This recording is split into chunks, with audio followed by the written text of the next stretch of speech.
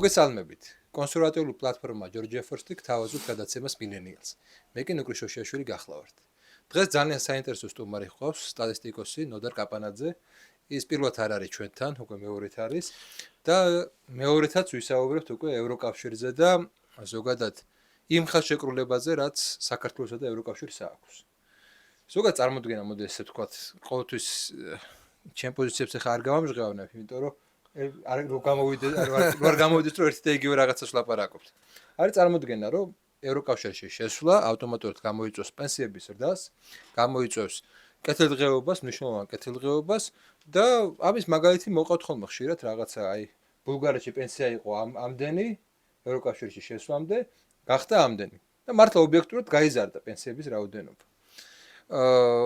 რამოდენიმე ესეთი ქვეყანა ჰყავთ აჩვენებული, რუმინეთი, ბულგარეთი და სულ ადარებენ, რომ საქართველოში მართლა უფრო დაბალია პენსიები, ვიდრე ამ ქვეყნებში.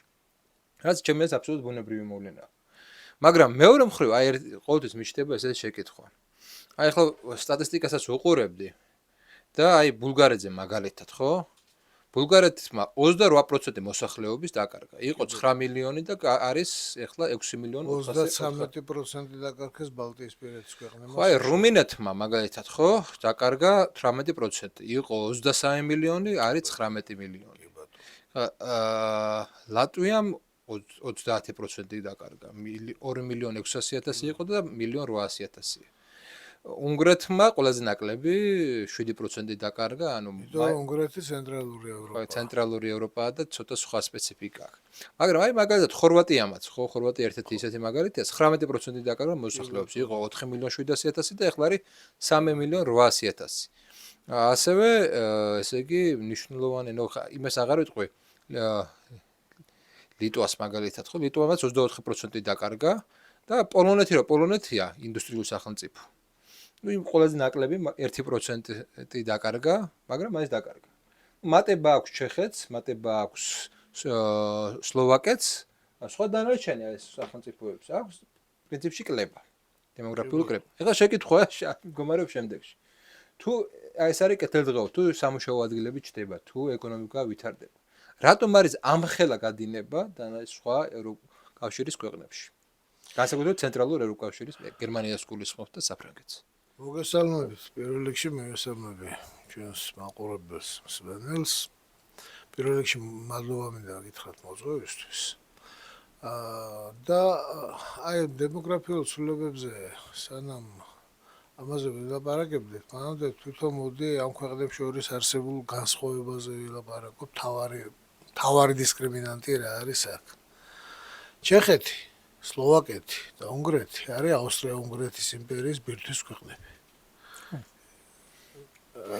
ხოლო ევროკავშირის იდეა აი დაწყებულია ქვანახშირის და ფოლადის კავშირი რომ შეიქმნა თავიდან 50-იან წლებში. ეგ არის საფუძველი ევროკავშირის, ეს თუ კარგად წაიგითხავთ ასოცირების ხელშეკრულებას, რომელიც უნდა გადაიზარდოს წევრობაში, ასე ვთქვათ, ანუ ეს არის წევრობის წინაპირობა და ანუ წევრობამ ეს უკვე იქ რაც არის სარეკომენდაციო სახით მოცემული, ის უნდა დააკანონოს და ასე შემდეგ. ნახავთ, რომ ეს ხელშეკრულება ემსახურება ერთადერთ რამეს, რომ კაროლინგური ბირთვის ქვეყნების უპირატესობა იყოს შენარჩუნებული აწდამარადის და უკუნითი უკუნისამდე. ამაში ამ დანარჩენს რა უნდა? დანარჩენი ყველა არის მიწვეული ამ სუფრაზე კერძად. მათ შორის რუმინეთის, ბულგარეთის, ბალტიისპირეთის, პოლონეთს აქვს რაღაც თავისი სპეციფიკა, იმიტომ რომ პოლონეთი არის როგორც მზადდებოდა როგორც ანტირუსეთი. იმიტომ რომ ევროპის არსი საბოლოო ჯამში არის მაინც ანტირუსეთობა. იმიტომ ევროპა როგორც კი ერთიანდება, როგორც კი ევროპა რაღაცა ძალას იძენს, აუცილებლად ხდება დრანგ ნახ ოსტენ. ეს აუცილებლად ასეა, გაიხსენეთ ლივონიის ომი, გაიხსენეთ ჩუდის ტბაზე ბრძოლა, გაიხსენეთ პირველი მსოფლიო ომი, გაიხსენეთ მეორე მსოფლიო ომი, გაიხსენეთ ნაპოლეონი. მაგრამ ვიღაცები გეტყვიან მაგალითად მე გეტყვი. აბა მითხარი. ნუ როგორც ძალიან კარგია რომ ისტორიკოსი ხარ და ეს ყველაფერი ძალიან კარგია. ნაპოლეონის შემთხვევაში პირიქით არის. ნაპოლეონი გადმოსახედი და რუსეთი არის თავდასხმელი, იმიტომ რომ რა უნდოდა რუსულ ჯარს ნაპოლეონის წინააღმდეგ აუსტერლეს. ხო, იქამდე საფრანგეთის რევოლუციის პერიოდშიც საფრანგეთის სუვოროვის ანუ ეს მომენტი ის არის რომ აქ რუსების თვალით დანახული გასაგებია რომ 1812 წელს კონცენტრირდება. ხო. 1812 წლამდე რუსული არმია იბრძვის ევროპაში ნაპოლეონის წინააღმდეგ. შესაბამისად საფრანგეთის წინააღმდეგ იბრძვის, მაგრამ იბრძვის არა როგორც რუსეთის არმია საფრანგეთის წინააღმდეგ, არამედ როგორც კოალიციის წევრი სახელმწიფო რევოლუციის წინააღმდეგ. ამაში განსხვავება არის, რომ რუსეთის არმია არ წამოსულა, არმიის მიზანი არ ყოფილა საფრანგეთის ოკუპაცია. იმ არმიის და იმ ომის 1796 წელს სუვოროვის ალპებზე გადასვლას გულისხმობს. და ნაპოლეონის პირველი გამოჩენა მაშინ გამოჩნდა ნაპოლეონი პირველად ასპარეზზე 1794 წელს ტულონის ალყის დროს გამოჩნდა ნაპოლეონი როგორც ნაპოლეონ ბონაპარტი, როგორც სერიოზული ოფიცერი და სერიოზული მხედართმთავარი. გენერლობას მაშინ მოიპოვა. ხო, მაშინ 24 წელს ასაკში კი ბატონო. მაგრამ მოდი ახლა ის რა თქვა მინდა. ხო, არის ორი ვერსია. ერთი ვერსია რუსეთი გვიტევს და მეორე ვერსია რუსული ვერსია ევროპა გვიტევს. ეს რომ როგორც ყველა სხვა ვერსია რომ თითიდან გამოწოვილია, აი მე ამას გეუბნებით რომ ეს არმია, სუვოროვის არმია არ იბრძოდა საფრანგეთის ოკუპაციის მიზნით. ეს იყო კოალიციის შემადგენელი ნაწილი, რამდენად სწორი იყო ეს ალგე ოპერა, მაგრამ ეს იყო კოალიციის შემადგენელი ნაწილი რევოლუციის წინააღმდეგ. ეს რომ დამთავრებულიყო მაშინ და რომ გაემარჯვა კოალიციას, რუსეთის არმია წავიდოდა სახში ჩვეულებრივად. საფრანგეთში გარნიზონებს ისინი არ დატოვებდნენ. აღადგენდნენ ბურბონების დინასტიას, მოვიდოდა რომელიღაც ლუდოვიკო, რომლებსაც არც არაფერი დავიწყდნენ, მაგრამ ერთს ვერაფერი ვერ ისწავლეს, როგორც ტალეირანმა თქვა მერე და ესეთი რაღაცები მოხდებოდა. ეს ჩვეულებრივი ამბავია, მაგრამ მოდი ახლა ევროკავშირს დავუბრუნდეთ. აი ეს ხელშეკრულება ჩვენ ამას გვეუბნება რა. თუ კარგად წაიგითხავთ ამ ხელშეკრულებას, დაინახავთ რომ საერთოდ არ არის გასაკვირი ეს ამბავი რომ დემოგრაფიულად ძალიან ბევრი დაკარგა რუმინეთმას, ბულგარეთმას, ბალტიისპირეთმას და ჩვენ ზამბერს დაუკარგავთ და ხორვატიას და სერბეთის და ასე შემდეგ. ვინაიდან ამ ხელშეკრულებაში განათლების მარეგულირებელი მუხლები არის ზუსტად ისე მოწყობილი რომ თუ შენთან არის ვინმე ჭკვიანი მოაზროვნე ადამიანი, იმას სასწრაფოდ გაიწოვენ. საპენსიო ასაკამდე იმუშავებს იქ, მიიღებს მონაწილეობას იმ 10 მთლიანი შიდა პროდუქტის შექმნაში, კაროლინგური ბირთვის ქვეყნებზეა ლაპარაკი, პლუს ავსტრია-უნგრეთის ბაგათია ეს კაროლინგური ბირთვის ქვეყნებში შედის ეგეც რა. ვიღაცა გეტყვის საწერია ეს. საწერია და მუხლებში წერია არის ისეთი რაღაცები, რომ მუხლებს აქვს თავისი დანართები და მუხლში წერია პირდაპირ მაგალითად მუხლი 79 და მუხლი 91-ის ჩათვლით შენ გეკრძალება პროტექციონისტური პოლიტიკის გატარება, შენ გეკრძალება შენ უპირატესი ხელშეწყობის შექმნა, შენ ქვეყანაში რეალური ეკონომიკის წარმოებისთვის რა. ანუ შენ ფაქტიურად შენ ქვეყანაში ეკონომიკის სექტორის მიზნობრივი დაფინანსება გეკრძალება, აკრძალული აქვს. ხო და ახლა ამიხსენი ემბრიონულ სტადიაში მყოფი ქართული სამეწარმეო სექტორს რა შანსი აქვს საუკუნოვანი გამოცდილების მქონე და საკრედიტო რესურსებზე წარმოუდგენლად უკეთესი ხელმისაწვდომის მქონე, ნუ მაგალითად ჰოლანდიურ, ფრანგულ ესპანურ, ინგლისურ, იტალიურ, ან გერმანულ ფირმებთან შედარებით. ხო, 0. მაშინ გეტყვიან ესეთ არგუმენტს. აბა თქვა. ნუ ამიტომ არსებობს რაღაც პერიოდი, ეგ ევროკავშირი არის განვითარებული ეკონომიკების ერთობა და საბერძნეთის სხვადასხვა გააყალიბა ის მონაცემები, რომ შესულიყო, გაყიდა თავისი ისინი. ხო და რა საბერძნეთს რა დაემართა მე ერთი. ხო, და ეს იმ საბერძნეთის ბრალია, მე არ მჯერა რომ საბერძნეთის ბრალია ეს, ამას არ ვამბობ, მაგრამ ლოგიკა ესე აიგო, რომ საბერძნეთის ბრალია, იმიტომ რომ მან გააყალიბა საკუთარი ეკონომიკური მონაცემები, გაყიდა ეგ წინასწარ 4 წლის ვადით გაყიდა ხო საკუთარი ეს შემოსავლები თუ როგორიც იყო. ხო და აქედან გამომდინარე, შენ ჯერ მა- არ უნდა შემოხვიდე, იმიტომ რომ ჯერ მიდი რა განვითარდეს. აი ეგეთი ლოგიკაა. და მე შემოდი, კი ბატონო. მე ხო შემოგიყვანე. და მაშინ კი ბატონო, მაშინ განვითარდეთ ჩვენ და მე შევიდეთ. არა, ეგ შენი ხელისუფლებები ითხოვენ შეცვლას. ხელისუფლებები, ჩემი ხელისუფლებები ითხოვენ თუ არა, მე ეს არ ვიცი, მაგრამ ესო ჩემი ხალხისთვის არაფერი კარგის მომტანი არ არის, ეგ ზუსტად ვიცი. ვინაიდან თქვენ რას თავიდან თქვით? რას ელის მოსახლეობა ევროკავშირში შესვლისგან. ელოდება პენსიების და ხელფასების გაზრდას. ელოდება შემოსავლების გაზრდას, ელოდება დასაქმების შესაძლებლობების გაზრდას, ელოდება დახმარებებს. არც ერთი, არც მეორე, არც მესამე და არც მეოთხეზე საუბარიც კი არ არის ასოცირების ხელშეკრულებაში. ერთადერთი რისი სუბსიდირება შეიძლება საქართველოში გააკეთოს ევროკავშირმა, ეს იქნება ვენახების აჩახვა. ამის სამწერია, ამას აუცილებლად გააკეთებს ისევე როგორც პრაქტიკა გიჩვენებს აგრეთვე ლატვიაში შპროტის ქარხნები დახურეს, ყველა დამამუშავებელი მრეწველობის ქარხნები დახურეს. აი მაგალითად საზეიმო ვითარებაში ურსულა ფონ დერ ლაიენმა ბალტიისპირეთის სამივე ქვეყნის ნაჩალნიკებმა მოკლედ საზეიმო ვითარებაში გამორთეს რუბილნიკი და ბალტიისპირეთის ქვეყნები გამოერთვენ ოკუპანტური დენი აღარ მიიღეს რუსეთიდან. იმიტომ რომ ეს ჩართული იყო ერთიან საბჭოთა ელექტრომომარაგების სისტემაში, რუსეთის ჩრდილოეთ ნაწილი, ბელორუსია, ბალტიისპირეთი. ეს იყო ერთიანი სისტემა. ამ სისტემიდან გამოერთვენ. ყველა სასაცილო ისე რომ დამალული არაფერი არ არის. ეს ყველაფერი პირდაპირ ღია წყაროებში დევს. არის ესეთი საიტი, სადაც არის ელექტროენერგიის ყოველდღიური ფასები. ევროკავშირის ქვეყნებში საბითუმო ფასები და საცალო ფასები, ელექტროენერგიის კილოვატ-საათი ენერგიის ფასები. თქვენი აზრით, როგორ შეიცვალა უკვე ერთ თვეში ფასები? ორჯერ და სამჯერ გაიზარდა. იმიტომ რომ ლატვიაში დახურეს ატომური ელექტროსადგური, საშინელი საბჭოთა ელექტროსადგური, რომელიც ოკუპანტურ დენს უშვებდა. და სამაგიეროდ იღებენ ფინეთიდან, პოლონეთიდან და შვედეთიდან. შვედებს აქვს ბევრი ატომური ელექტროსადგურები. ერთ-ერთი ყველაზე იაფი იყო ელექტროენერგია შვედეთში, ამიტომ იღებენ იქიდან დენს 3ჯერ და 4ჯერ უფრო ძვირად. ასე რომ თვითონ ბალტიისპირელებს შეგიძლიათ კითხოთ, რამდენად კარგად გრძნობენ თავს არაოკუპანტური დენით განათებულ სახლებში. ასე რომ ეს ყველაფერი არის უბრალოდ როგორ გითხრათ, ეს არის აი 80-იანების ბოლოდან ჩვენ ჯერ კიდევ არა ვართ გამოსული, როდესაც ჩვენ გვეგონა რომ იქ იყო ნათელი, ვაზროვნებდით ჰოლივუდით და ვაზროვნებდით სხვადასხვა ევროპული ფილმებით. და რატომღაც გვიგვირდა რომ დიდ გაჭირებაში ვყოფ რომელიღაც ფილმის პერსონაჟს, სახში მოსამსახურე ყავდა და ასე შემდეგ და ასე შემდეგ რაღაცეები, მაგრამ მაშინ ამას ვერ ვამჩნევდი. ეხლა მაგალითად ეს უძლიერესი პროპაგანდისტული არ იყო სხვათა შორის.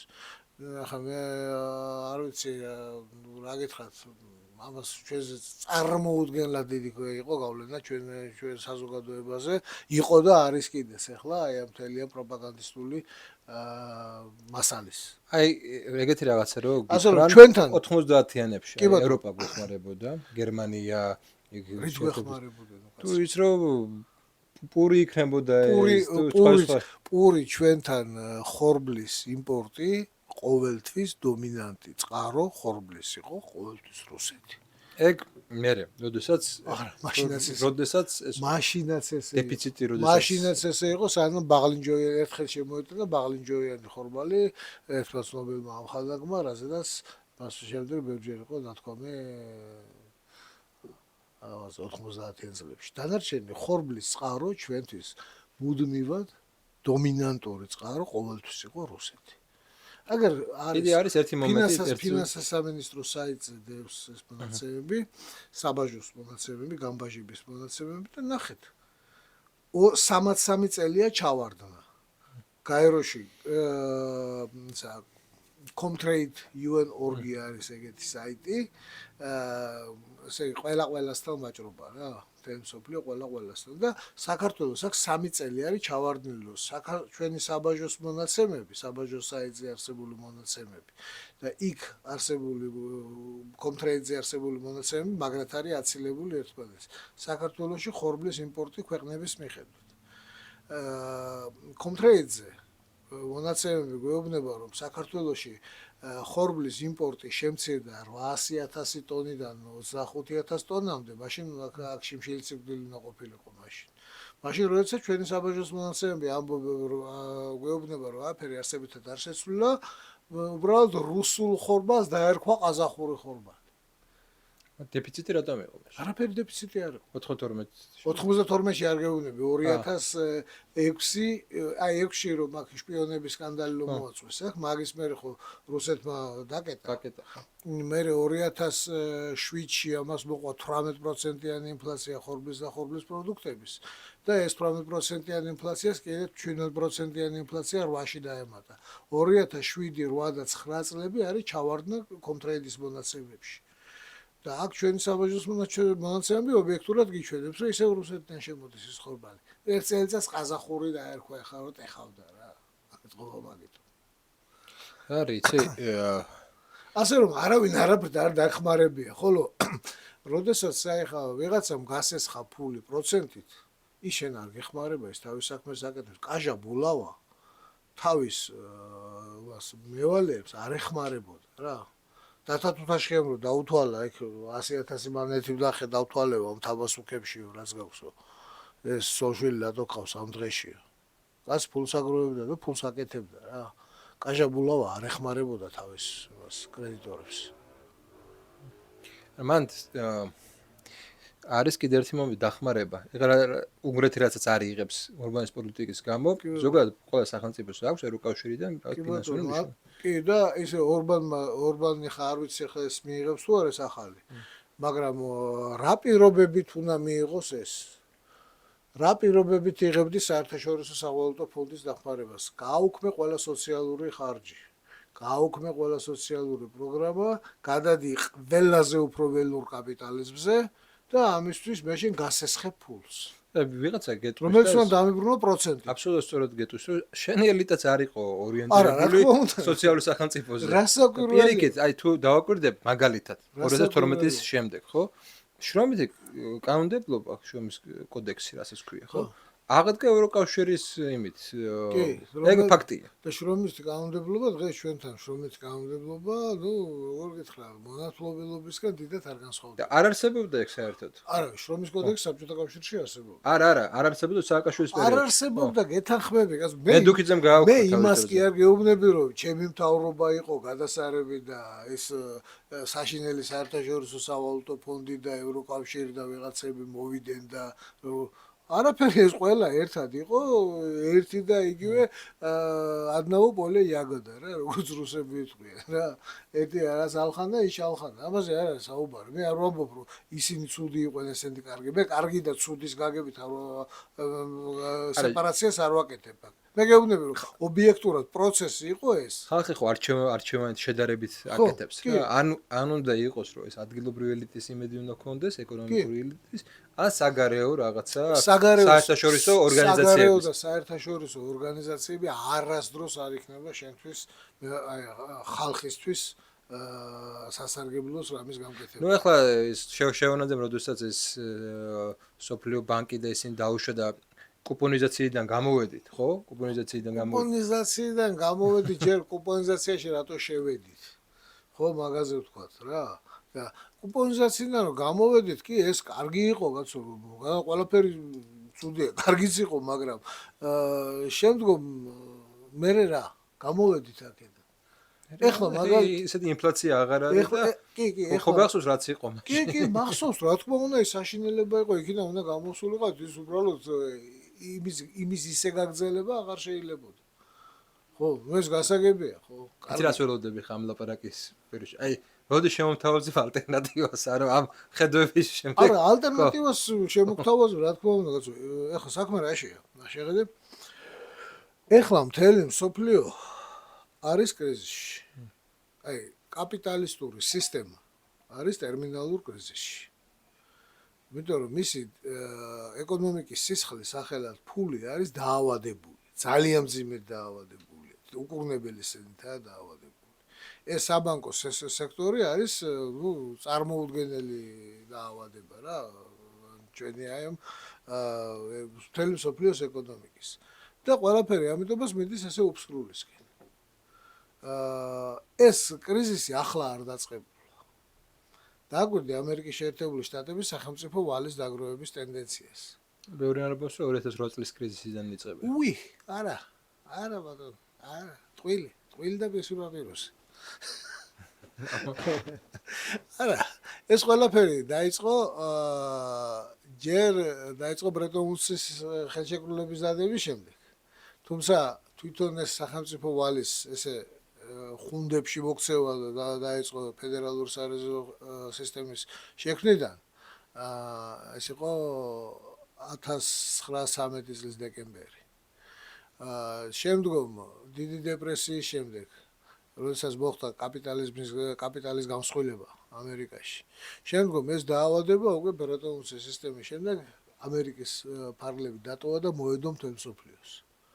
შემდგომ საბჭოთა კავშირის დაშლის შემდეგ განსაკუთრებით, მაგრამ პროცესი მანამდე დაიწყო სტალინის სიკვდილის შემდეგ, როცა საბჭოთა კავშირში დაიწყო ტროცკისტული კონტრრევოლუცია. სადაც 50-იანების ბოლოს, როცა ბრეტონ ვუდსის სისტემას ნაწილობრივ მიუერთდა ხრუშჩოვის ხელმძღვანელობით საბჭოთა კავშირი. 56-ში იყო ეს ამბავი. და 76 წელს ჩატარდა იამაიკის კონფერენცია, მანამდე ცნობილი დეგოლის დემარში, როდესაც მოხდა ეს ოქროში რო გადასვალა ფული. 73 წელს ნავთობის კრიზისის შემდეგ ნიქსონმა პრაქტიკულად დეფოლტი გამოაცხადა, თქვა რომ დოლარი აღარ არის ოქროთი უზრუნველყოფილი. 76 წელს შეიკრიბა იამაიკის ხელშეკრულებას მოეწერა ხელი, რის შემდეგაც დოლარის ბეჭდვას ემისიას მოექსლა ყოველგვარი მუხრუჭი. ხოლო პროცესმა შეუქცევადი ხასიათი მიიღო უკვე 82-83 წლიდან, როდესაც დაიწყო რეიგანომიკა. ანუ მოხმარების საკრედიტო წახალისება ამერიკის შეერთებულ შტატებში. და მაშინ დაიწყო სახელმწიფო ფედერალურ სახელმწიფო ვალის დაგროვება, მაგის მერე იწყება ეს პროცესი.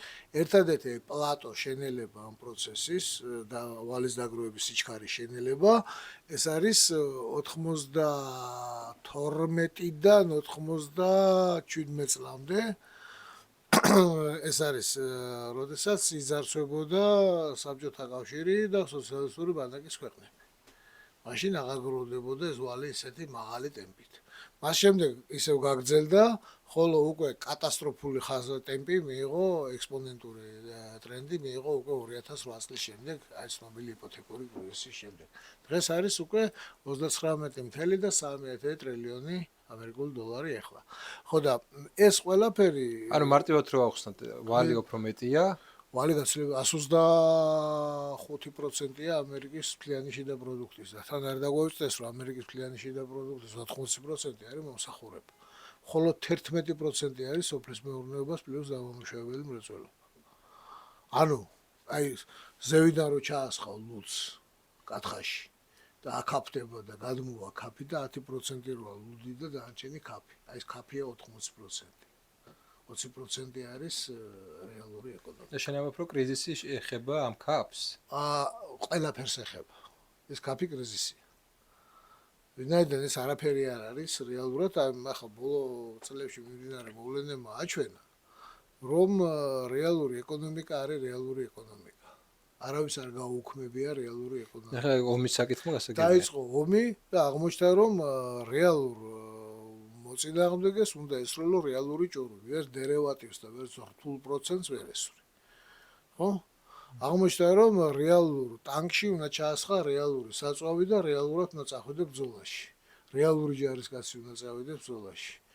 და ყარყატების უფლებათა დამცველები აქ არ გამოგადგება ამ საქმეში. აქ მეომრები გჭირდება. აჩვენა ამან ეს პროცესები, რაც ახლა მიდის. და ნუ ეს არის დაავადება მსოფლიო ეკონომიკის და მივდივართ უფსკრულისკენ. ანუ ნახტომი აუცილებლად იქნება, მაგრამ ნახტომი იქნება უფსკრულზე თუ უფსკრულში, აი ეს არის საკითხავი. უფსკრულზე რომ იყოს ნახტომი, ამისთვის აუცილებლად სჭირდება ის, რაც ჩვენ მთავრობას ქონა ერთი გადასარევი ინიციატივა, რომელიც ჯერ არ დასრულებულა და იმედი მაქვს, რომ გაკეთდება ისე როგორც საჭიროა, განვითარების 10 წლიანი პროგრამა. აი ეს პროგრამა როგორ იქნება, ეს აქ ჩემი აზრით გადამწყვეტი მნიშვნელობა. თუ ჩვენ ისევ გავყვებით მომსახურების ეკონომიკის, ეხლა ეს ყველაფერი კარგია თლიანი შიდა პროდუქტის და ეს ყველაფერი შესანიშნავი რამეა, მაგრამ პრობლემა ეს არის, რომ ამ მზდას არ აქვს რეზერვი, უსაფრთხოების ბალიში არ აქვს. ეს არის პრობლემა. აბა აგვიხსენი რას ნიშნავს ეს? ანუ იცი რა არის? თუ შეხვალთ ეროვნული ბანკის საიტზე და ნახავთ საგადამხდელო ბალანსის მონაცემებს. საგადამხდელო ბალანსი არის ეგეთ ძალიან საინტერესო მაჩვენებელია ეს. ანუ ეს არის ქვეყანაში მთლიანად შეუმავალი და გამავალი ნაკადების ბალანსი, ჯამური. არის ქვეყნების მიხედვით, არის ეკონომიკის სექტორების მიხედვით, პროდუქციის კლასიფიკატორები, ბევრი ამის მიხედვით არა, მოკლედ ბევრი ნიშნითაა და მე ვიცი რომ ამას თვლიან უმაღლესი კვალიფიკაციის სპეციალისტები არიან, ვინც ამაზე მუშაობენ, რა საგადამხდელო ბალანსზე. და თუ ნახავთ, ქრონიკულად ეს ბალანსი არის უარყოფითი. ხო, ეხლა იქ დამოუკიდებელი გახდით. ანუ არა, ეს არ არის იმპორტ-ექსპორტის სალდო არ არის. ხო. ეს არის ყველაფერი მთლიანი შექმნილი დამატებული ღირებულებები ქვეყანაში, როგორ შემომავალი. ამიტომ გვიწევს გარე ინვესტორის. მაგაზეც ალგე გეტყვი. ჯამურად 2000 წლიდან 2024 წლის ჩათვლით, 25 წლის ჩათვლით. 30.6 მილიარდი დოლარი არის ჯამური უარყოფითის სალდო. ანუ ეს არის ის ხარკი, რომელიც ჩვენ ამ პერიოდში გვაქვს გადახდილი. მაგრამ ეს დამატებული ღირებულება რომ შეგუბდეს ქვეყანაში, ამისთვის აუცილებლად გჭირდება რეალური ეკონომიკის განვითარება. მარტივად რო ვთქვათ, ანუ ჩვენი ესე იგი შთამომავლობის ხარჯზე უბრალოდ რეზერვი არ აქვს. აი რაღაც რომ მოხდეს, რეზერვი არ აქვს არაფერი. შთამომავლობის ხარჯზე ეს არის რომ არის კრედიტები და ამ კრედიტებიდან ამოსვლა შეუძლებელი თუა ძალიან რთული საქმე არის. აი მაგალითად რაც საოცარ ისტორიას გაგახსენებ, რუმინეთმა გაისტუმრა მთლიანად ვალები საგარეო კრედიტების გასტუმრება დაასრულა 1987 წელს გონი და ხო ის საოცრება 1988 წელს დაასრულა და 99 წელს მოხდა ცნობილი ამბები რუმინეთში. ნიკოლაი ჩაუშესკუს გადატრიალება. წინა წელს დაასრულა ამ კრედიტების გადახდა. საოცარია რა. თუ ყველა ქვეყანა ესე არის. ხო. აზიაში, აფრიკაში, ამერიკაში. ყველა ესე არა. შენ ხო არ ახარ ეს გამონაკლისი. რა თქმა უნდა, ხო და ყველა ქვეყანა ერთად და ვახტანგურად მიექანება იმ უსკრულისაკენ და როგორ არის, იცი? ასეთი კრიზისების დროს, ესეთი კრიზისი იყო გრძელი მე-16 საუკუნე, ფეოდალიზმის კრიზისი ევროპაში.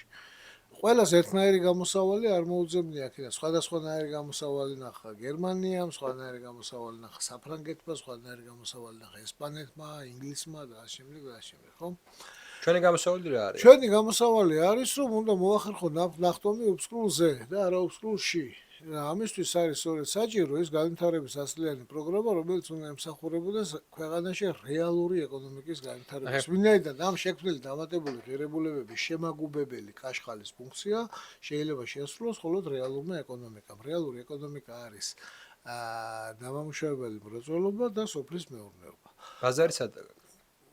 იცი, როდესაც დაიწყებ განვითარებას, ბაზარსაც მოძებნი. აუცილებლად მოძებნი ბაზარს.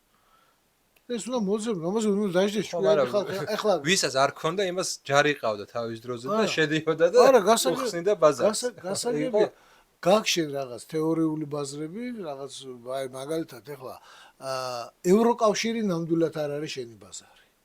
ეხლა მე გეტყვი ეგეთ რამეს. გასაგებია რომ ღვინო უფრო გამეყიდება მე. ერთი წუთით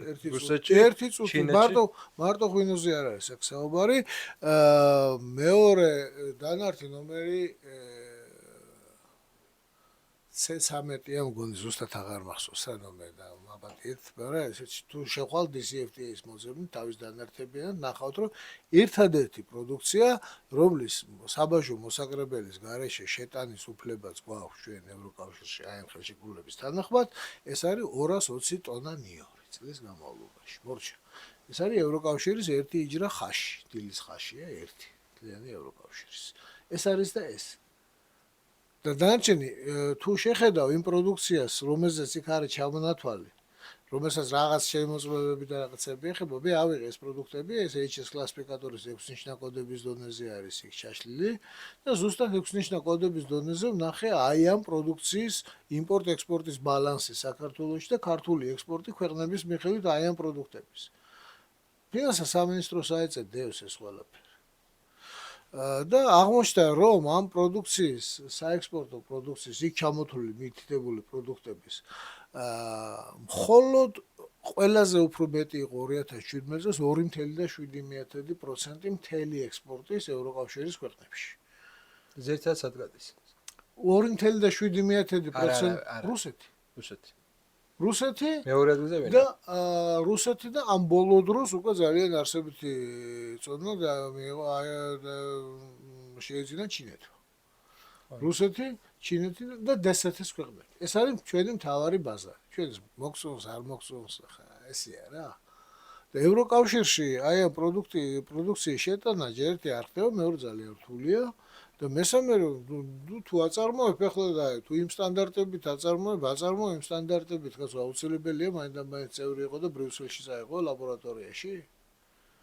მე მოლდოველი მეგობარი მყავდა იმაში, გერმანიაში ვიყავით და შევიდა ხედავ სადმეო ან ქართულ, ან მოლდოვურ პროდუქციას. ერთი პროდუქცია, განა ისაა.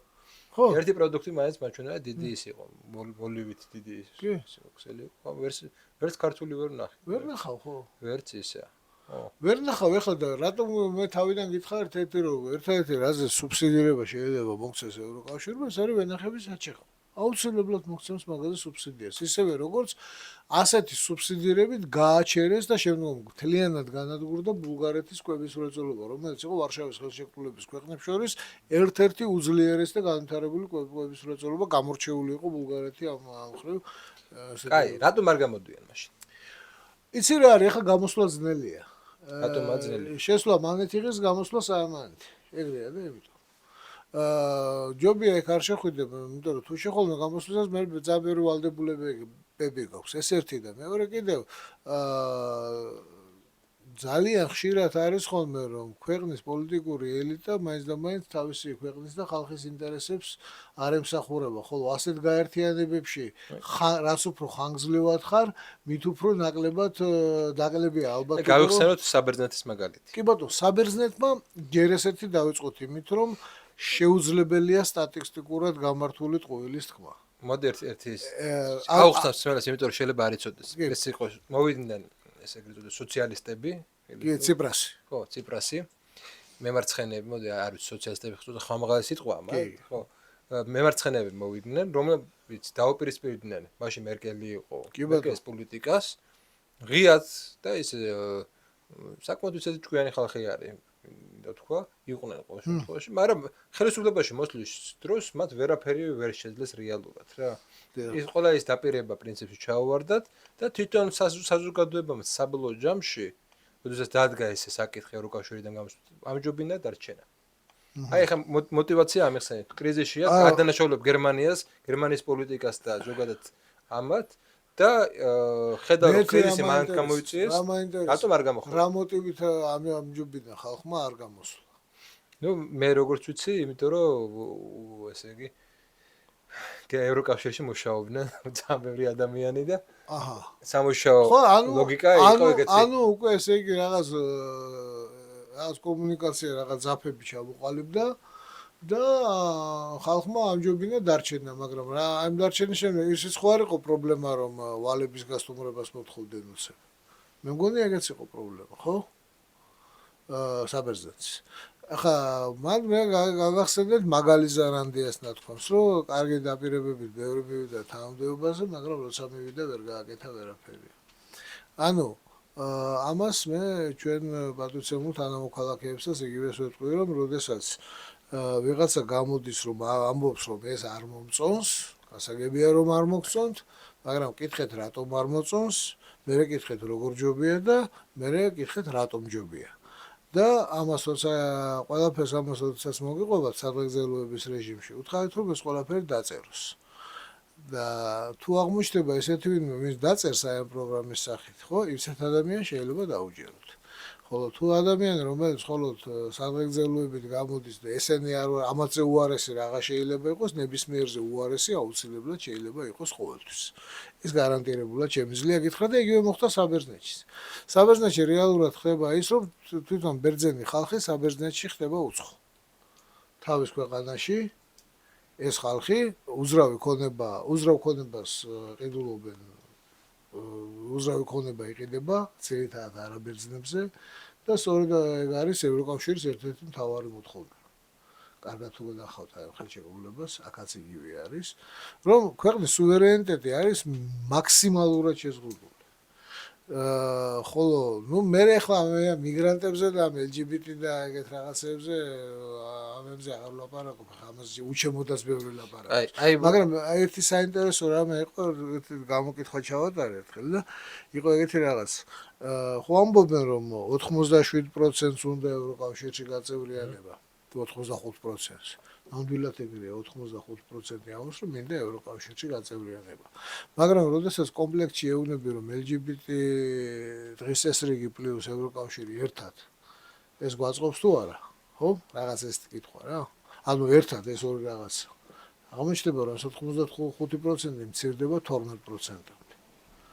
ანუ სკალპელი ცოტა თუ გაქექავ და ცოტა რაღაც განმარტებებს გაუკეთებ, აღმოჩნდება რომ ზავაინდამაც არავის არ უნდა. ხოლო შედეგი ერთ-ერთი შედეგი არის სწორედ დემოგრაფიული პრობლემა. ჩვენი დემოგრაფიული ჩვენ ევროკავშირის გარეშეც გვაქვს ეგ პრობლემა. კი, მაგრამ ევროკავშირში ჩვენთან ეს ყველაფერი ერთ-ერთი ეს არის უვიზო მოსვლის ერთ-ერთი შედეგი.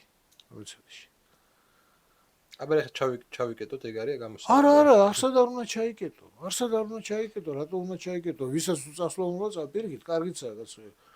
ეხლა იცი რა არის? მე მახსოვს, კარგად მახსოვს 80-იანი წლები. და როდესაც ყველა დარწმუნებული იყო, რომ აი აქ იყო რაღაც საშინელება და აქედან თუ გააღწევდნენ, იგი მოხდებოდნენ 64-ში. წადი და იყავი სადაც გინდა. მე რატომღაც არსად არ გამჩენია წასვლის სურვილი. მიუხედავად იმისა, რომ რამდენიმე ქვეყნისგან მქონდა სერიოზული მიწვევა, რომ რაღაცები განეკეთებინა. ხო, მაგრამ აი მოდი ესე ავიღოთ. თითქოს აი პლუსი აბსოლუტურად გამორიცხა. არა, პლუსი გამორიცხულია, იმიტომ რომ არ არის ეს, იმიტომ ახლა როგორ არის ესე ახლა ის არის იმ ანეკდოტივითაა რა. ასა შვილი ჭიაყელა რო დედა ჭიაყელას ეკითხება მამიკო სად არის და ბიძიებთან ერთად სათევზაოდ არის წასულიო. რაიპოსტაში მიდის ჭიაყელა ბიძიებთან ერთად სათევზაოდ, ხო? ეგრე ხარ დაპატიჟებული ამ სუფრაზე და რა გიყოთ ახლა მე? აი მოდი ესეთი გონებრივი ექსპერიმენტი ჩავატაროთ. აი ეხლა ამ ხელშეკრულებით დაკრძალული გაქვს განვითარება.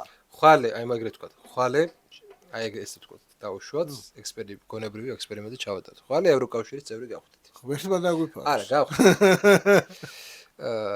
აი რა ხდება?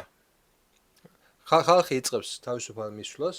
ქართველი ექიმი პირობითად იქ ისინი კი არ იქნებიან, რა ქვია, იქნები. არამედ სტატუსურად გათანაბრებულები იქნებიან. ანუ იქაც შეიძლება ის მუშაობა, ხო? როგორც ექიმი. აქ არის დიპლომები აღიარებული იქნება იმათ მიერ. იქ ფულის საშუალებლად ძალიან მარტივად სწავლენ. კი ბატონო. იქნა კაპიტალის მოზიდვაც ოქრო მარტივი იქნება. ვინ გითხრა რომ ადვილი მარტივი იქნება? აფერი მარტივი არ იქნება. და მე ბულგარეთში რატო არ მოვიდა ეს კაპიტალი, ა? ბალტიისპირეთში რატომ არ მოვიდა ეს კაპიტალი? რატო შემცირდა მოსახლეობა, რატო წავიდნენ იქით? იმიტომ რომ ეს ხელშეკრულება პირდაპირ გეუბნება კიდე ერთხელ ვიმეორებ. კაროლინგური ბირთვის ქვეყნების უპირატესობა უნდა შეენარჩუნდეს აწდა მარადის და უკუნისამდე. ეს არის აი ამ კავშირის ერთადერთი მიზანი. მაგრამ მაშინ გეტყვია რომ მოდი შიგნით ვიბრძოლოთ იმისთვის რომ ეს არა რატომ უნდა შევიდი შიგნით და ვიბრძოლო? აი რატომ? რისი გულისთვის? აი რაში მჭირდება მაგათა ბრძოლა? იქნებ ჩვენით განვითარდეთ, ა? და ჩვენ სამეზობლოში მოვძებნოთ კავშირები და ჩვენ სამეზობლოსთან მქონდეს ესეთი ურთიერთობა, ურთიერთსასარგებლო ურთიერთობა და ჩვენი ეკონომიკა ჩვენ მეზობლებთან ერთად სინქრონულად რაღაცნაირად გადავვითაროთ. ჩვენით იმიტომ რომ მაგრამ ტრული გარემოა გეტყვი. არა, იქ მოყრულ გარემოში ხარ დარწმუნებული ხარ? სომხები აზერბაიჯანელებს ებრძვიან, ხო, ნუ რა, თურქებს საკუთარი ვიცი რა რაღაცა არის? პროექტი აქვთ. მაშინ აბა მაშინ თურქეთთან საავაჭრო ხელშეკრულების შენ გაზარალებს ხო, ძალიან. მაშინ წავიდეთ. იქ ავიბარგოთ აქედან და წავიდეთ, ხო? ეს რაღაც ეს მოცემულობა რაც გაქვს, ეს სამეზობლო რაც გაქვს, ეს მოცემულობა არის, ხო? ეს არ არის ის რაც შენ შეგიძლია შეცვალო რა. მაგრამ აი მაგალითად, თუნდაც იგივე ელემენტარულად გლობუსს დახედეთ, ბატონო, არ გინდა დეტალური პოლიტიკური რუკა რა. მაგალითად მუხლი 279 პუნქტი B. არის ესეთი უწყინარი ფრაზა. უზრუნველყოფენ საკომუნიკაციო სისტემების ურთიერთთავსებადობას. ეგრას ნიშნავს? ეს ნიშნავს იმას, მაგალითად, ნუ ახლა სატელეფონო სიხშირეების და საავტომობილო გზების შემთხვევაში კიდე ჯანდაბას ვარ. რკინიგზას რას უშვები? შეიძლება შენთან გაქვს იმპერიული სტანდარტის რკინიგზა 15 სანტიმეტრით უფრო განიერი ლიანდაგით. 1700 კილომეტრია საქართველოს რკინიგზის ჯამური სიგრძე. ნახა აფხაზეთი და ეს ცხინვალის და ამატოს რაღაც ჯანდაბას 2000-მდე შეიძლება ავიდეს. ხოლო და აი ამ რკინიგზის მარტო ლიანდაგის გადაკეთებას შეიძლება დაახლოებით 2 მილიარდი ევრო. გადააკეთე ეს. ჩრდილოეთით რუსეთია იმპერიული სტანდარტის რკინიგზით, სამხრეთით სომხეთი ასეთივე სტანდარტის რკინიგზით, აღმოსავლეთით აზერბაიჯანი ასეთივე სტანდარტის რკინიგზით. რას უშვები ამ რკინიგზას? ამ დროს თქვენ გონიეთ რომ ეს მოთხოვნა არ იყო? 2017 წლის 29 ივნისამდე ეს მოთხოვნა იძებნებოდა. ეხლა აღარ იძებნება.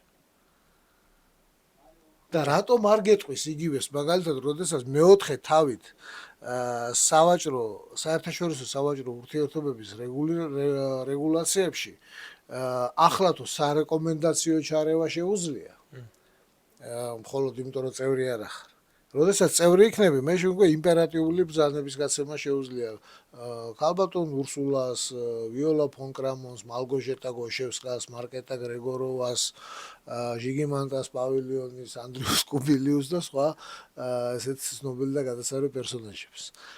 თუ ასეთ რამეს არ იკადრებს, რატომ არ იკადრებს? 2022 წელს გახსოვთ რა ამბები იყო.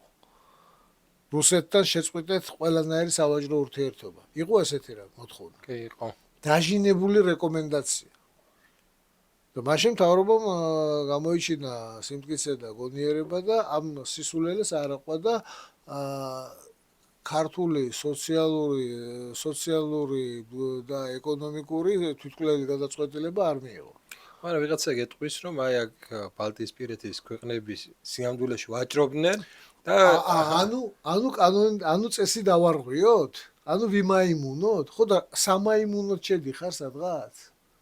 ანუ ეგეთი პრაქტიკები, ესე იგი მოსულა იმ გაერთიანებაში, ხო? გასაგები. არის დაწერილი და დაუწერელი თამაშის წესები. თუ მოსულა, აი მაშინ რატომ უნდა რისი გულისთვის უნდა ვიმაიმუნო? იმისთვის რომ მე ვიოლა ფონ კრამონი მყავდეს აქ ნაჩალნიკი კიდევ? ამისთვის შევიდე? ანუ გეტყვიან რომ უფრო შენი სტუდენტები მიიღებენ ევროპულ განათლებას. იცით რა? და ბევრი მას გეტყვიან სტიპენდიები ექნებათ შენ სტუდენტებს და ასე შემდეგ და ასე გაცილებით წაიკითხეთ ბატონო DCFT არსად მაგაზე ლაპარაკი არ არის. შენი სტუდენტები თუ მიიღებენ განათლებას ახლაც მიიღებენ თუ უნდა ჯერესები. მაგრამ შენი სტუდენტები საერთოდ თუ შენ თვითონ მიხედავ შენი ქვეყნის განათლების სისტემას, რომელიც არის დღეს არსებული პრობლემების უამრავი ძირითადი ნაწილის ფუნდამენტი, მთავარი პრობლემა განათლების სისტემა. ამას თუ მივხედავთ ჩვენ, აი მაშინ იქნება კარგად საქმე. გეტყვიან რომ ვერ მივხედე და 30 წელი ხო და ვერ მივხედეთ, იმიტომ რაც იყო ისაც არა, გავიგეთ რომ ვერ მივხედეთ, გავიგეთ რომ განადგურდა ძალიან კარგი სისტემა. მაგრამ ვერ მივხედეთ, ხო, კარგი, ვერ მივხედეთ, მაშინ ვინ მიხედავს შენი განათლების სისტემას? სხვა მიხედავს? სხვა მიხედავს სათავისოდ, საშენოთ ის არ მიხედავს. აგერ სხვა მიხედა და სათავისოდ მიხედეს, აგერ ჩვენი განათლების სისტემა ნახეთ. შეხედეთ ბატონებო, გამოშვებას უმაღლესი სასწავლებლებისას პროფესიის მიხედვით. შეხედეთ დასაქმების სტრუქტურას პროფესიების მიხედვით და შეხედეთ მთლიანი შიდა პროდუქტის სტრუქტურას ეკონომიკის სექტორების მიხედვით. ეს არის სამი სხვადასხვა რაღაც. და შეხედეთ კიდევ არის ესეთი საინტერესო მაჩვენებელი სტატისტიკის ვებგვერდზე ქვეყნდება რეგულარულად არის შრომის ნაყოფიერების მაჩვენებელს ვეძახი მე ამას, ეს არის ერთ სამუშაო ადგილზე შექმნილი მთლიანი შიდა პროდუქტი წლის განმავლობაში. შესადარ ფასებში და სექტორების მიხედვით. და შეხედეთ, რომ ეს 4 სხვადასხვა სამყაროა საერთოდ რა. ანუ ამ განათლების სისტემას რო სხვები მიხედვით და სხვების რეკომენდაციებით რომ ჩატარდა განათლების სისტემის რეფორმა, აი შედეგები გვაქვს ახლა. ამიტომაც გვაქვს ეს შედეგები. რომ უკვე თაობა მოდის უკვე ისეთი, რომელსაც მაგალითად ჩემშვილს ნიჭირს რომ აუხსნა რომ ლიტერატურა რატომ არის კარგი. ახლა ამთავრებს ხვალაკ ბოლოზე არის. ხო, არა. და იმას ვერ უხსნი და ვერ უხსნი თუ რატომ არის საჭირო ლიტერატურა, არ ესმის ეს. და მაგისტრალურისას ვიდა ეგ შეიძლება სხვა სისტემაშიც უბრალოდ ინდივიდუალური მომენტები იყოს. არა, გასაგებია, მაგრამ ეს არ არის ინდივიდუალური, ეს არ არის ყველაზე უარესი საქმე მაგაში, იმიტომ რომ მაგაზე გაცილებით უარესებიც ვიცი. მე ვიცი მაგალითად ესეთი ახალ თაობის რაჭკვიანი ახალგაზრდები, რომლებიც აი რაღაცაში არიან პროფესიონალები, მაგრამ აი ხა ის რომ მაგალითად ჩემ თაობაში რომ იყო ლიტერატურის მოყვარული და მკითხველი ხალხი ესები არ არის. ხო, მაგრამ ნუ საბჭოთა კავშირი იყო მას განათლების სისტემა, იყო ლიტერატურულად ცენტრული სისტემა. ხო, ეგრე იყო. ეხლა არის ბაზარზე ორიენტირებული, ხო? ხო და განსხვავებული ისა ხა მაბადეთ, მაგრამ განათლება არ არის ჩვეულებრივი სერვისი, როგორც ფეხსაცმლის შეკეთება, თმის შეჭრა რაღაც ესეთი რა. განათლების სისტემა ჩვეულებრივ მომსახურებაზე სერვისზე ცოტა უფრო მეტია. ამაში ბევრი ამაში გეთახვევით, მაგრამ ნუ ეპოქის ცული რასაც ქვია. ხო, ეგ ეპოქის ცული მუშაობს, კი, მოგწონს თუ ხო, არ მოგწონს. მაგრამ მე ახლა რაღაცა სულები, რომლებიც არ მოგწონს, უნდა გავდევნოთ. ამისთვის შეიძლება გამოვიყენოთ საგმეველი, ნაკურთხი წყალი, დუშტი, ჩვენი ლოგიკა ხო და ასე შემდეგ. შევარდნის პერიოდიდან ეგრე ამბობდა შევარდნაძეს და ჩვენ ვართ პატარა ქვეყანა, ღარიბი, არაფერი არ შეგვიძლია, არა გვაქვს არაფერი, ტექნოლოგიები არა გვაქვს, ჩამორჩენილი. ჩვენ გვყავს ხალხი. ჩამორჩენილები ვართ. აი ჩამორჩენილი იქნები, როცა შევარდნაძე იქნება, შევარდნაძე იყო ფიგურა, რომელიც უზრუნველყოფდა ჩამორჩენას. ეს იყო კაცი, რომლის საკადრო პოლიტიკაც იყო, აი დეგრადაციის ვექტორი იყო განუხრელი, ანუ ყოველი მომდევნო საკადრო გადაწყვეტილება იყო წინაზე უარესი და მომდევნოზე უკეთესი. და აი მოვედით ესე ცნობილ პერსონაჟებამდე, ცალკეული ამხანაგები იუსტიციის მინისტრები რო იყვნენ და კიდე ვიღაცები რო იყვნენ, რაღაც შემოსავლების მინისტრები და ვიღაცები მის თავრობაში და მე რო გზნებარიანტი შევარდნაძისტები გახდნენ. გვახსოვს ეს ყველაფერი. ვართ პოეტები საქართველოსი, რომელთაც გვახსოვს დღევარს. ეგ შევარდნაძის κρიტიკაც ცალკეა, მაგრამ მე გვაო შენი ქვეყანა როგორ პოზიციონირება წლების განმავლობაში. შევარდნაძე ასე იპოზიციონირებდა, რა თქმა უნდა, კაცო. შევარდნაძე იყო კაცი, რომელიც ყოველთვის იყო მეორე. აუცილებლად იქნებოდა მეორე, იმიტომ რომ შევარდნაძე არ იყო კაცი, რომელსაც დამოუკიდებელი რაღაც პოლიტიკის გატარება შეეძლო. შევარდნაძე იყო ყოველთვის ალბათ შეიძლება კარგი შემსრულებელიც იყო, მაგრამ ის არ იყო პირველი კაცი. თავისი სული, თავისი პოლიტიკი, თავისი შემართებით არ იყო ესეთი. და შევარდნაძე იყო კაცი, რომელმაც ზუსტად მაგ პოზიციონირება ეს მისი ბუნებრივი მდგომარეობა იყო. მასე პოზიციონირებდა ის 1972 წელს. ხო, მაგრამ ეხლა შენ რო ევროკავშირის წარმომადგენელი ხარ, მაგას უარ უყურებ. შენ უყურებ მე საქართველოსდან ერთი პრეზიდენტი, მეორე პრეზიდენტი, ის სხვადასხვა მინისტრები მოდიან და ეგრე გელაპარაკებიან. კი ბატონო. უცბად შენ რაღაცა. არა, მე ევროკავშირს აფს არ ვერჩი კაცო, ისინი თავის საქმეს აკეთებენ მშვენივრად. რას ლაპარაკობ? გადასარევად ეხლა ისინი თვლიან და ეს მათი ბუნებრივი მდგომარეობა, რომ შენ თუ თეთრი სახიბისთვის მოკვდები, ბედნიერი უნდა იყო ამით. მე ახლა არ ყოფილვარ იქ მანჰეტენი რო ჰოლანდიელებმა მაშინ მზივებში გაუცვალეს ადგილობრივებს. იმ გარიგებას არ დავსწრები რომ, მაგრამ დარწმუნებული ბრძანდებოდეთ, რომ დაამადლეს ნახე რა მძივები მოგეცით რაღაცა კუნძულში. აი ეს დანელიას პასპორტი გაქვს ნახე. კი.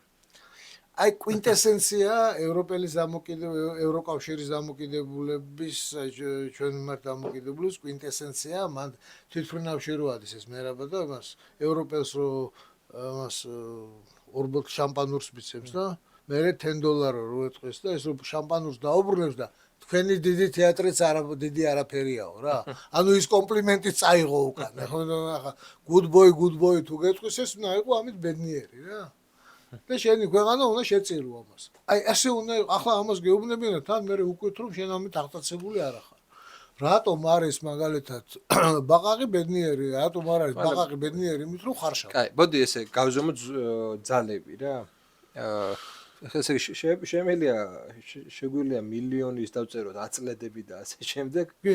მაგრამ თუ ამის აწევის თავი არ აქვს ამ საერთოდ მე იმას გეუბნებ რომ ეს დაწერო მეთქი ისეთი რაღაც რასაც ვერ განახორციელებ რომ დაწერო განხორციელებადი გეგმა რეალური გეგმა. მე სხვა რაებს ვკითხულობ. ანუ რისი აწევის თავი გვაქვს? აი ეხლა რისი აწევის თავი გვაქვს და რა გონია შენ? რა არის ესეთი ალტერნატივა? რა არის რისი? ეხლა შეიძლება თქვა რომ განათლების რეფორმა, მაგრამ რო ფიქრობ, აი ვინ უნდა გაატაროს ეს განათლების რეფორმა? რა კადრები ხავს? ეს კადრები მართლა შეძლებენ თუ არა? იცი რა არის? იცი რა არის? ვიღაცა ხომ უნდა იყოს რაღაც იმედის ნაპრისკალი ხომ უნდა იყოს, რომელსაც დააშენებ. როდესაც ასეთ რამეებს წერ? ხო. არის ფუნქცია და ამ ეს ფუნქციები ვიღაცებმა უნდა შეასრულონ.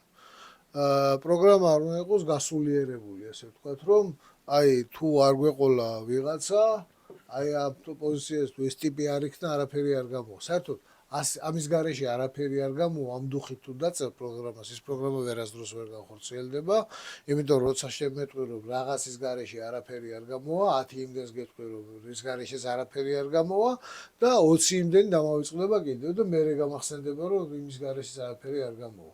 შენ ის მითხარი ყველაფერი როგორ გამოვიდეს. ეს მითხარი შენ თორე ამის გარეშე არაფერი არ გამოვა, ეს არის 80-იანების დისიდენტური აზროვნება, საიდანაც ჯერ კიდე არ ვართ მეთქი გამოსული და მართლა არა ვართ გამოსული. აი ხა რასაც გისმენ, გადასარევი ადამიანი ხარ, მაგრამ მაინც იმ დისიდენტურ პარადიგმაში ზიხარ. და რატო? იმიტომ რომ შენ უნდა დაწერო ეს განვითარების გეგმა. ეს არის ადგილობრივი არსებული რესურსების ოპტიმალური გამოყენების ამოცანა, მათემატიკურად რო გითხრათ. არსებული რესურსების რუკა უნდა შეადგინო პირველ რიგში. ეს რუკა არის მიწა, წიაღისეული ადამიანები, კლიმატი, ყველაფერი, დიდი რუკა უნდა გააკეთო. ეს რუკა ერთხელ და სამუდამოდ რო უყვართ ხოლმე ეს ხმა, საერთოდ ერთხელ და სამუდამოდ, ანუ აწდამარადის და უკუნისამდე ეს დროის ის განზომილება, რომელშიც მოკვდავი ადამიანები ვერ ვოპერირებთ.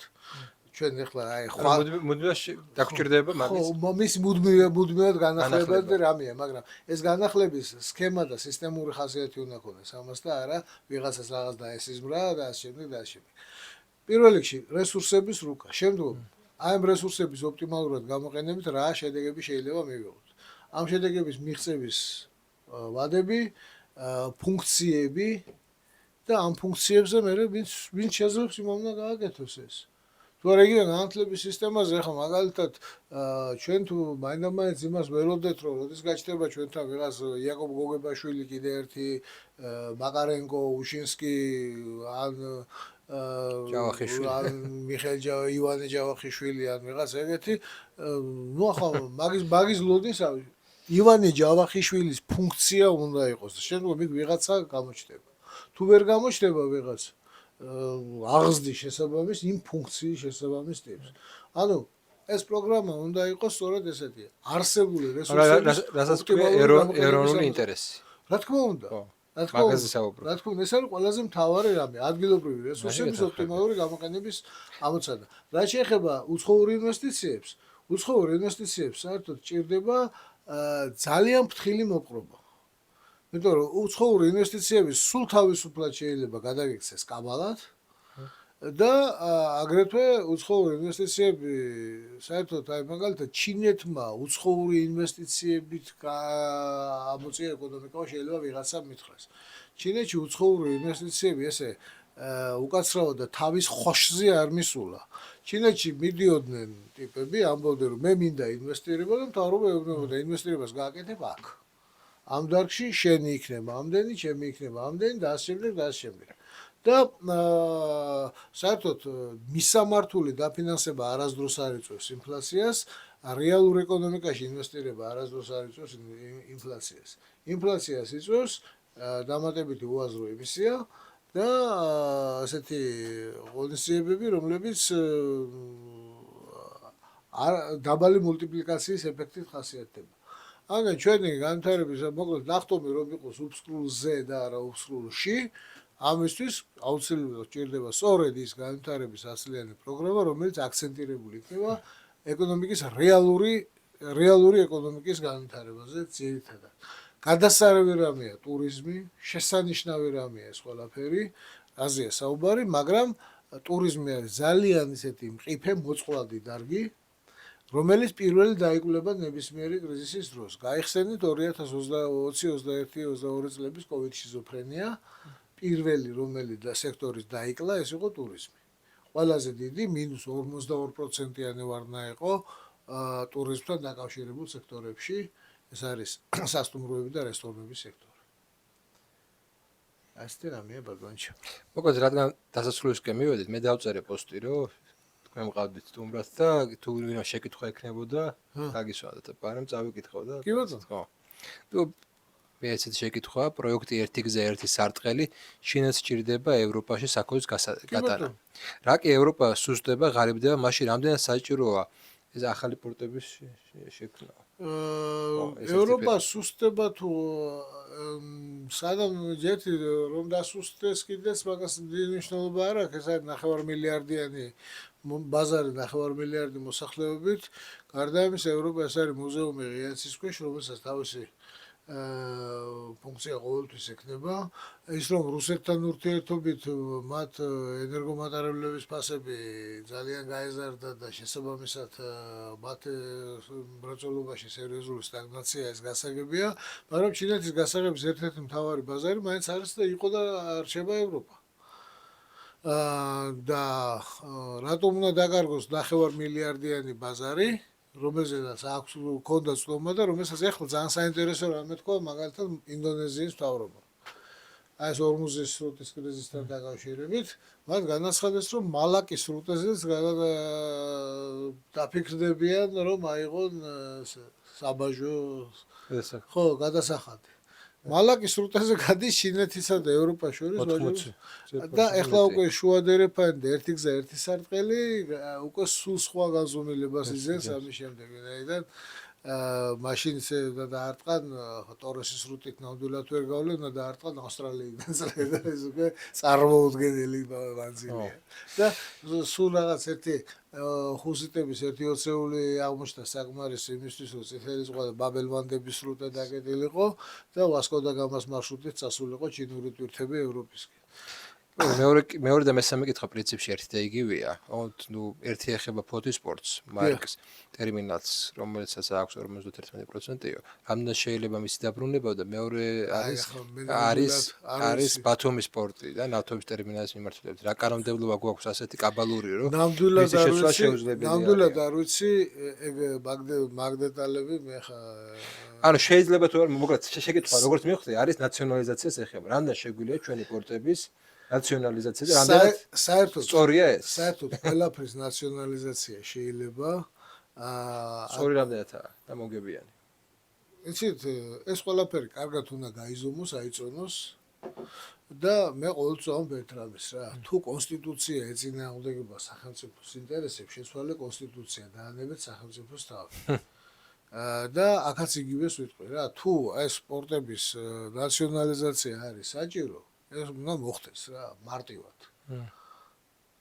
და საერთოდ აქ რაღაც მორიდება და რაღაც ზექვეპუნქტებით საუბარი არ არის აუცილებელი, იმიტომ რომ ეს აი დღევანდელი პრაქტიკა აჩვენებს, რომ არავინ ამ წესებს აღარ იცავს.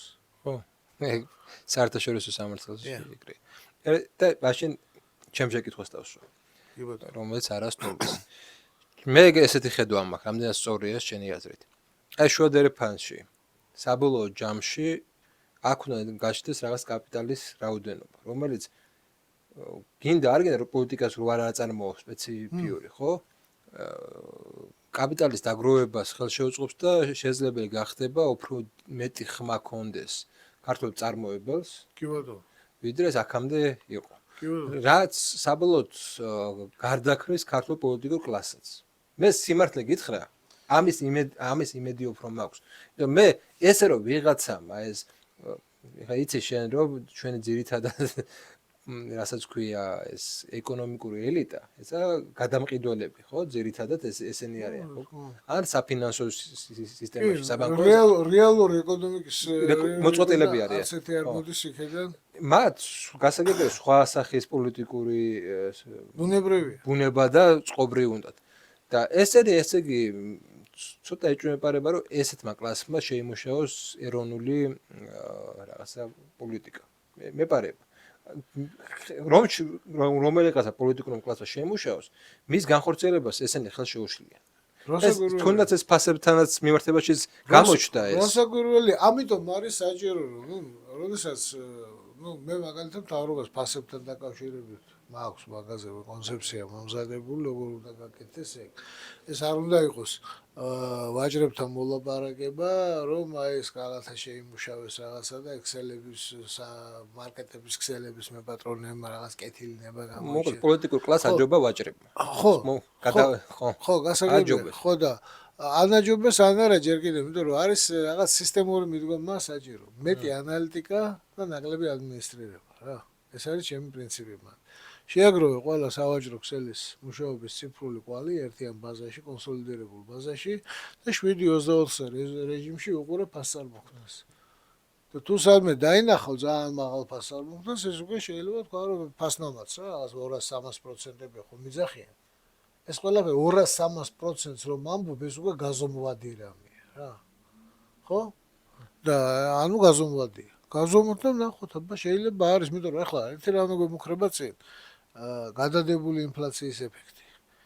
ის რომ ყატარში ეს აზოტოვანი სასუქების ქარხნები დაიბომბა და აზოტოვანი სასუქების 20%-ით შემცირდა მიწოდება. ჩრდილოეთ ნახევარსფეროში ზუსტად ღვთისმსახურის სეზონს დაემთხვა ეგ. ანუ მოსავლის შემცირება დაარტყავს შემოდგომას. შემოდგომაზე შემცირდება ანუ მოსავალი, ანუ გაიზრდება პროდუქტებზე ფასები. ჩვენ იმპორტდამოკიდებული ქვეყანა ვართ. რუსთავის აზოტისთვის შეიძლება კარგიც იყოს ძალიან. რუსთავის აზოტისთვის. მაგრამ ჩვენი ემბრიონულ სტადიაში ვყოფე სოფლის მეურნეობას პისთვის, მაგას იმას იმდენი პრობლემა აქვს. აზოტოვანი სასუქები გინ მიაწოდე გინ და დაუმუშავებელი მიწას. ეგ ნაკლებად საინტერესოა მისთვის. მაგრამ ეს ფასები მაინც გაიზრდება. ჩვენ იმპორტდამოკიდებული ქვეყანა ვართ და იმპორტის ფასებიც გაიზრდება შესაბამისად.